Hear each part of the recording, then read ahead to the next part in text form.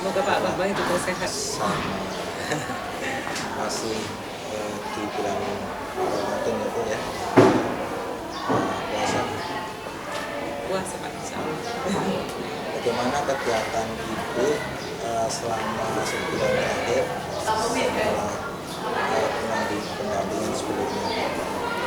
Untuk sebulan terakhir ini saya belajar mempelajari modul 2.3 dan juga awal modul 3.1 Bapak, yang di dalamnya ya saya kemudian mempelajari banyak hal terkait dengan materi coaching ya di modul 2.3, dan di awal modul 3.1 ini saya belajar bagaimana mengambil keputusan sebagai seorang pemimpin pembelajar. Jadi ada banyak hal yang saya pelajari. Bagaimana dengan kegiatan sosialisasi visi misi sekolah yang kemarin Ibu buat bersama dengan Ibu Kepala Sekolah? Untuk sosialisasi visi dan misi tentunya sudah dilakukan di warga sekolah ya, di Bapak Ibu guru, dan kemudian juga kepada siswa, dan juga dikomunikasikan kepada komite sekolah untuk kemudian mungkin mendapatkan masukan ataupun tambahan dari mereka itu terkait dengan visi misi yang sudah disusunkan. Bagaimana dengan sosialisasi Ibu visi misi sekolah? Apakah semua warga sudah tahu visi misi dibuat sesuai dengan konsep Ibu?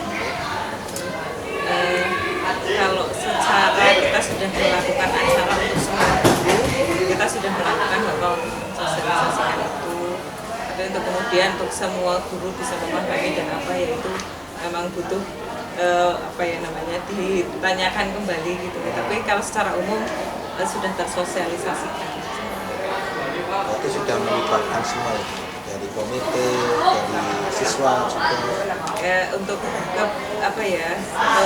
buatan visi misi kan memang selama ini di sekolah sudah sesuai dengan prosedur yang ada Bapak. Kami melibatkan pihak-pihak baik komite ataupun warga sekolah lain dalam penyusunan visi misi. Bagaimana tentang praktek disiplin positif yang dijalankan di sekolah ini? Untuk praktek disiplin positif yang dilaksanakan di sekolah, alhamdulillah ya cukup baik. Kemudian juga ya sudah dilakukan berbagai upaya baik oleh saya selaku CGP ataupun sekolah secara umum begitu, dengan berbagai program-program yang ada. Bahkan terakhir sekolah telah mengadakan kegiatan penilaian unjuk kerja itu dengan menggunakan kolaborasi antar mapel Bapak. Ada kegiatan bazar, kemudian ada kegiatan pentas seni, ada kegiatan pameran yang tentunya itu membangun budaya positif anak ya, budaya positif mereka untuk bagaimana berinteraksi dengan orang lain, bagaimana mereka berkreasi seperti itu, bagaimana cara menarik orang lain untuk membeli barang dagangannya. Itu kan menurut saya juga budaya positif ya, menanamkan rasa percaya diri, kreativitas, kemandirian seperti itu. Dan terakhir sekolah juga melakukan peringatan HUT sekolah dengan melakukan berbagai lomba juga Bapak, yang di situ dia juga membangun budaya positif. Jadi sudah berjalan dengan baik ya? Kalau menurut saya sudah cukup baik, dan sekolah juga lingkungannya cukup kondusif untuk membangun budaya positif itu di sekolah. Terus dari seluruh fasilitas atau pendukung kan, jadi semuanya bisa berjalan untuk berkenaan dengan pembelajaran berdiferensial. Bagaimana menurut pendapat Ibu tentang hal tersebut? Menurut saya memang untuk pembelajaran yang kemudian bisa menyangkut semua siswa untuk ikut terlibat di dalamnya, merasakan pembelajaran yang bermakna bagi mereka, pembelajaran berdiferensiasi itu sangat penting seperti itu. Bagaimana kemudian kita bisa di dalam kelas dengan anak-anak yang berbeda, mereka juga dapat belajar sesuai dengan minat mereka, sesuai dengan kemampuan mereka seperti itu. Jadi memang sangat penting untuk melakukan pembelajaran berdiferensiasi. Hikmah apa yang diambil dari pembelajaran berdiferensiasi?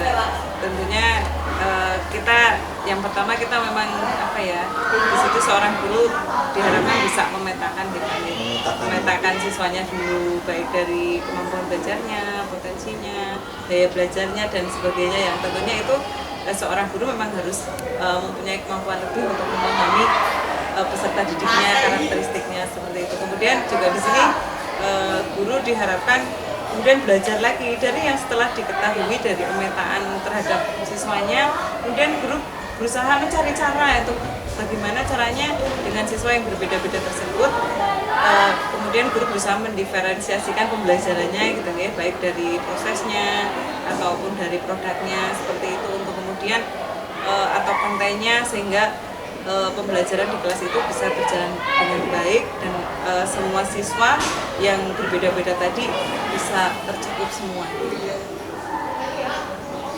Perubahan yang terlihat dari pembelajaran berdiferensiasi ini menurut Ibu apa saja? Kalau menurut saya mungkin pembelajaran lebih bermakna gitu ya, karena Yang terlihat itu ya? yang terlihat lebih bermakna. Kenapa? Karena siswa tentunya lebih antusias, lebih senang ketika melakukan pembelajaran yang sesuai dengan passionnya, sesuai dengan minatnya. Misalnya ketika saya ada tugas untuk mengkampanyekan peduli lingkungan seperti itu, maka saya bebaskan anak, kalau yang suka membuat video silahkan buat video, di-upload di YouTube. Kalau yang suka membuat gambar silahkan membuat gambar. Jadi karena itu sudah sesuai dengan minat anak, tentunya mereka kemudian bisa melakukannya dengan hasil yang lebih baik. Beda dengan ketika anak yang tidak suka tampil di depan untuk bicara, gitu diharuskan berbicara seperti itu ya, walaupun memang itu penting juga, tetapi untuk saat-saat pembelajaran mungkin anak-anak lebih senang, lebih nyaman ketika mereka kemudian dan bisa berkreativitas lebih baik ketika itu sesuai dengan apa yang mereka inginkan atau yang mereka suka. Berarti kita bisa menggali potensi anak ya. Bisa Karena menggali. kan tadi intinya berbeda-beda ya. Iya.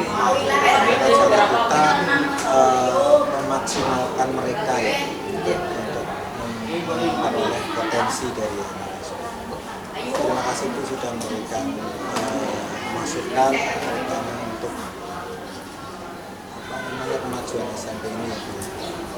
Ini membekali keterampilan sosial bagi siswa.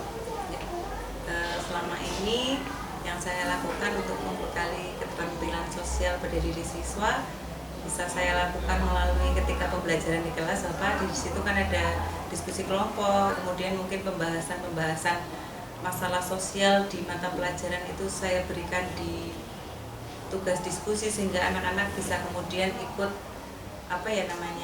mencari solusi permasalahan sosial yang ada seperti itu. Dan juga bisa juga dilakukan melalui proyek-proyek yang dilakukan. Misalnya pernah saya meminta siswa untuk kampanye aksi lingkungan, itu kan bentuk kepedulian mereka terhadap lingkungan gitu. Terus kemudian juga ada juga aksi sosial, bagaimana kita kemudian ketika ada bencana ikut serta membantu seperti itu. Juga ada baksos dan sebagainya. Kemudian peserta didik juga kebetulan di sekolah dekat dengan ada rumah yatim seperti itu, panti asuhan, jadi mungkin bisa lewat seperti itu, ataupun melalui kadang di kelas ketika pembelajaran juga ada video-video inspirasi yang saya berikan, atau melalui kisah-kisah inspiratif gitu ya, yang kemudian itu mendorong siswa untuk lebih memiliki kepedulian sosial atau keterampilan sosial seperti itu. Ya, terima kasih Bu Eni sudah memberikan apresiasi juga bagi Bu Eni yang sudah melakukan budaya positif di sekolah tadi yang sudah disampaikan, terus mengenai visi misi yang sudah dipublikasikan kepada siswa Ibu, dan yang terakhir tadi keterampilan sosial bagi siswa sudah berjalan dengan baik. Semoga harapannya nanti siswa bisa mendapatkan sesuatu yang mengena pada diri siswa. Jelas. Saya akhiri Bu ini. Wassalamualaikum warahmatullahi wabarakatuh. Waalaikumsalam warahmatullahi wabarakatuh. Terima kasih Pak Bambang.